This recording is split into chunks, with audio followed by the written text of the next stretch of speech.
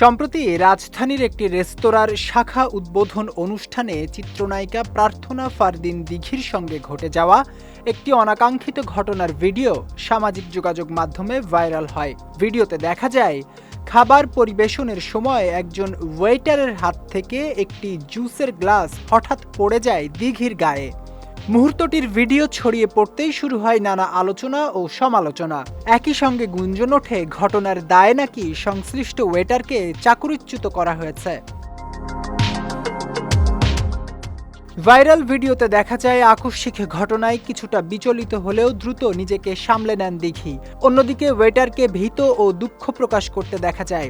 সঙ্গে সঙ্গে রেস্তোরাঁর অন্যান্য কর্মীরা এগিয়ে এসে দিঘির পোশাক ও হাত পরিষ্কার করে দেন।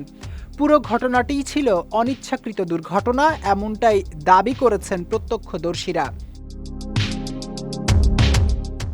তবে সামাজিক মাধ্যমে বিষয়টি ভিন্ন রূপ নেয়। অনেক নেটিজেন দাবি করেন একজন আমন্ত্রিত তারকার সঙ্গে এমন ঘটনার কারণে ক্ষুব্ধ হয়ে রেস্তোরাঁ কর্তৃপক্ষ ওই ওয়েটারকে ছাঁটাই করেছে। বিষয়টি যাচাই করতে সংশ্লিষ্ট শাখায় যোগাযোগ করা হলে দায়িত্বরত এক কর্মকর্তা কোনো মন্তব্য না করেই ফোন সংযোগ বিচ্ছিন্ন করেন। অন্যদিকে এই গুঞ্জন সরাসরি নাকচ করেছে রেস্তোরাঁটির প্রধান কার্যালয়। প্রতিষ্ঠানটির মার্কেটিং বিভাগের এক কর্মকর্তা জানান, ওয়েটারকে চাকরিচ্যুত করার খবরটি সম্পূর্ণ মিথ্যা। তিনি এখনও আমাদের সাথে নিয়মিত কাজ করছেন।